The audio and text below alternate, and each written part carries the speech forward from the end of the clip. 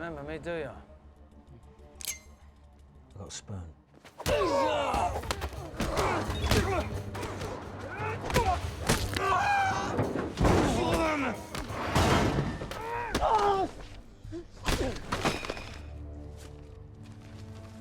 The story begins with Joey Smith, a former Special Forces soldier who is currently serving in Afghanistan. During a mission, his armored vehicle is caught in a brutal ambush. While Joey survives the initial attack, he is forced to witness the deaths of all 5 of his comrades. Overcome with rage and trauma, he retaliates by shooting 5 civilians whom he mistakenly believes are the attackers. This entire tragic incident is captured on video by a military drone, leading to serious consequences. Joey eventually faces charges in a military court for his actions during the ambush. However, while undergoing psychological treatment at a hospital, he manages to escape and disappear from military oversight. 1 year later, he is living as a homeless individual on the streets of London. He struggles daily with severe PTSD and overwhelming guilt, relying on alcohol to numb his mental pain. While living on the streets, Joey forms a close bond with a young homeless girl named Isabel. The two look out for one another in the harsh urban environment. One day, their peace is interrupted when 2 thugs confront them, demanding protection money. Joey tells Isabel to run while he attempts to deal with the confrontation. He eventually escapes the thugs by climbing to the roof of an apartment building. With no other options to evade capture, Joey spots an unlocked skylight. He drops into the apartment below, effectively hiding from the men chasing him. However, while he manages to secure his own safety, he is unaware that the thugs have taken Isabel. Inside the vacant apartment, Joey finds himself in a high-end living space. He looks into a mirror and is forced to confront his disheveled and dirty reflection. Feeling a mix of desperation and a desire for change, Joey begins to clean himself up. He cuts off his unkempt hair and finds expensive clothing belonging to the owner. After changing, his appearance shifts significantly, making him look more like the man he was before the war. Just as he prepares to leave the apartment, the landline phone rings. He listens to the owner's voicemail and discovers the man is currently in the United States. The voicemail indicates that the owner, a man named Damon, will not return until October. Since it is currently only February, Joey realizes he has a safe place to stay for the next 8 months. He searches through the mail by the door and finds a debit card along with its PIN. He decides to visit an ATM and successfully withdraws some cash to fund his survival. Despite his new living situation, Joey's internal struggles continue. Every time he becomes sober, the haunting memories of his past actions in the military resurface. This cycle of despair drives him back to alcohol as a way to escape his thoughts. Nevertheless, he remains deeply concerned about what happened to Isabel after they were separated. He decides to find out where she is. Still heavily intoxicated, Joey makes his way to a local soup kitchen. There, he speaks with Sister Christina, a nun who manages the facility. He asks her if she has seen Isabel or knows where she might be. Christina has no information on the girl's whereabouts and becomes suspicious of Joey's expensive new clothes. She suspects he may have been involved in something illegal to acquire them. Joey dismisses her concerns, claiming his new attire is a gift from God. In an effort to show gratitude for the support the kitchen provides, he gives Christina £500. He asks her to keep an eye out for Isabel and let him know if she appears. The large amount of cash presents a moral dilemma for Christina, who has been wanting to buy something for herself. She is apprehensive about where the money came from. After a night of thinking, Christina considers turning the money in to her superiors. However, her superior advises her to simply use it for herself. Christina realizes that if she reported the money to the police, they would likely keep it for themselves anyway. She decides to use the funds to attend a farewell performance of a prima ballerina. She buys a ticket for £500, finding a brief moment of personal joy. Meanwhile, Joey's physical health begins to deteriorate rapidly. He is suffering from broken ribs and an infected wound sustained during his time on the streets. Because he is a wanted fugitive by the Ministry of Defense, he cannot seek help at a traditional hospital. He eventually descends into a feverish state characterized by painful hallucinations and flashbacks of his military service. Joey turns to Sister Christina once again for assistance. She is able to provide him with some medication and antibiotics to treat his infection. During this encounter, she informs him that she still has no updates regarding Isabel. Before leaving, Joey gives Christina a note containing the address of the apartment so she can reach him if the girl is found. He tells the nun that she is an angel, which leads her to believe he is seeking a path to redemption. Back at the apartment, Joey becomes repulsed by his own behavior and the cycle of addiction. He decides to pour all his remaining alcohol down the drain, resolving to stay sober and leave his troubled past behind. He begins using the luxury car left behind by the apartment owner to travel through the streets.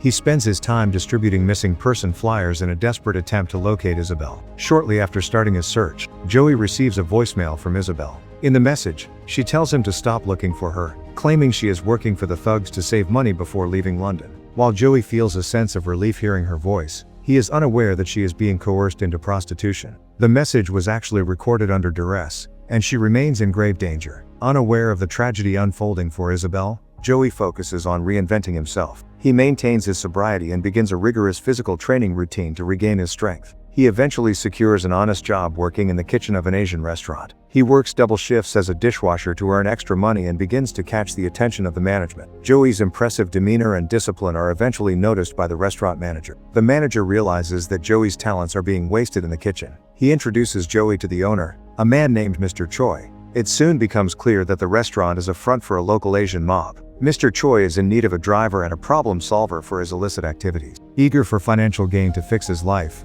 Joey accepts the position without hesitation. He uses his lethal military skills and efficiency to become the gang's top enforcer. This role allows him to accumulate a significant amount of wealth in a short period. However, Joey does not hoard the money for himself. He begins using his earnings to establish a financial safety net for his ex-wife, Anna, and their daughter. He feels too much shame to confront them directly, so he helps from a distance. Additionally, he uses his resources to help the homeless community. He regularly donates truckloads of food to Sister Christina's soup kitchen to ensure the people on the streets receive proper meals. By the month of July, Joey gathers the courage to visit his ex-wife, Anna. Her reaction is one of total devastation when she sees him. She screams and cries because his disappearance caused their child support payments to cease. This led to her losing her job and resorting to desperate measures just to keep a roof over their heads. Overcome with guilt, Joey urges Anna to hold on a little longer and assures her that he will rectify their financial situation. Before departing, he leaves behind a substantial amount of cash to help her. A few days later, Sister Christina brings Joey heartbreaking news regarding the search for Isabel. She has learned from the authorities that Isabel is dead and shows him morgue photos as evidence. Joey is plunged into profound anguish upon seeing the photos of Isabel's lifeless body. Christina informs him that the autopsy revealed Isabel had been raped and had succumbed to drug addiction before her death. Enraged by this revelation, Joey resolves to abandon his role as a clean gangster. He is now driven by a thirst for vengeance and sets out to track down the people responsible. Joey locates the two thugs who had originally chased him and Isabel into the apartment building. He inflicts injuries upon them to extract information about who killed the girl. They eventually reveal that Isabel was murdered by a disturbed client, a man in his 30s with a noticeable scar above his eye. The thugs claim they do not know his name, only his appearance. Finding one specific man in a city as large as London is difficult. Because Joey is a wanted man, he cannot go to the police, so he asks Christina for help. He hopes she can relay his findings about the killer to law enforcement through her connections. Later, Joey presents Christina with a long red dress and they arrange to meet at a photo gallery. When Christina arrives at the gallery wearing the dress, Joey is taken aback by her appearance. The mutual attraction between them is palpable, though Christina initially tries to stay focused on the information about the killer. After the gallery, they find themselves in a back alley. Christina, feeling a bit tipsy and liberated, begins to dance in her red dress. The atmosphere between them becomes charged, and following her instincts, Christina leans in to kiss Joey. However, as soon as their lips meet, she regains her composure and abruptly leaves the scene. Despite her sudden departure, the kiss conveys to Joey that she shares his feelings. Joey continues to work for the mob while he waits for updates from Christina regarding the investigation. Joey's imposing presence and activities eventually begin to attract unwanted attention from the police. The authorities eventually track down Sister Christina and begin questioning her about Joey. In an effort to protect him, she compromises her religious principles and fabricates a story to mislead the investigator. When she and Joey reunite, she is visibly upset by the situation. Sister Christina struggles with her growing feelings for Joey while recognizing that her life as a nun could lead to disastrous consequences. Her frustration intensifies when she discovers that the police are indifferent to Isabel's murder.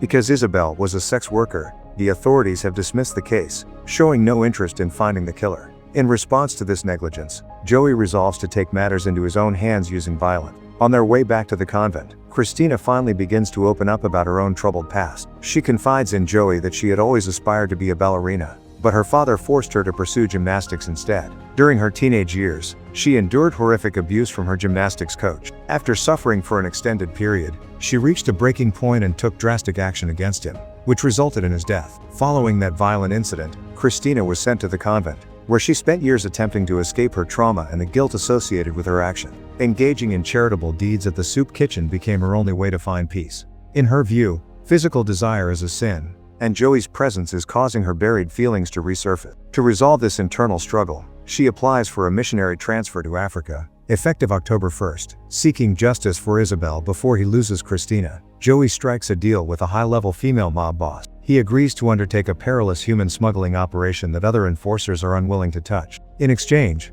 the mob boss agrees to utilize her vast resources to locate Isabel's killer. Joey successfully completes the dangerous mission, delivering a truck containing refugees without any complications. True to her word, the mob boss provides Joey with the information he needs. She gives him an invitation to a rooftop cocktail gala where the killer, a man named Max Forrester, will be present. The event is scheduled for the evening of October 1st at 7:30 p.m. This date is significant because it is the same day the apartment owner, Damon, is scheduled to return to London. When October 1st arrives, Joey invites Christina to a park to take photographs of him. Both are aware that this may be their final encounter before she leaves the country. Anticipating that he may not survive his quest for vengeance or will be forced back into hiding, Joey asks Christina to capture several images for his daughter and for herself. He finally drops his tough exterior and asks her if she believes he is a good man. While sister Christina is pleased by Joey's moment of vulnerability, the reality of their situation sets in as she informs him that she is departing for Africa the very next day. Feeling devastated,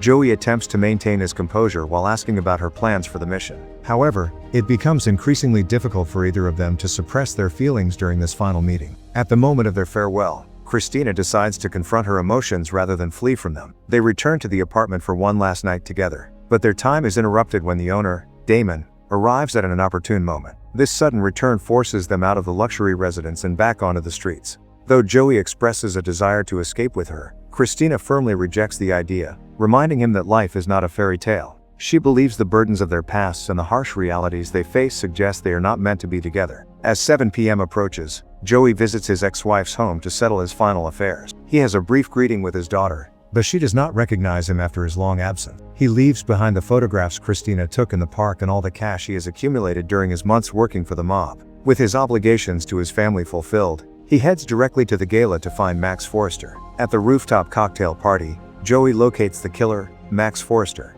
He carries out his plan for vengeance by throwing Max off the roof of the building. After completing this task, Joey finds himself once again intoxicated on the street, overcome by the weight of his actions. Christina finds him in this state and quietly drapes a scarf around him, sitting beside him on the curb. Later that night, Joey awakens and finally opens up to Christina about the full details of his past. He shares the story of how he lost control in Afghanistan and took the lives of 5 innocent civilians, an act that irrevocably altered his life and his family's lives. He explains that this haunting memory is what has driven him to seek solace in alcohol for so long. As he speaks, he begins to cry, revealing that beneath his tough exterior, he is a man who truly yearned for a normal life. The following day, Christina departs for Africa as planned, leaving her red dress behind in her old room at the convent. While on the bus, she discovers a letter from Joey containing his photograph and a farewell note. In the note, Joey expresses his commitment to trying to become a better man despite the unpredictable nature of life. Having paid his debts to everyone, Joey returns to being homeless on the streets of London. As he walks away, the police are shown to be closing in on his location.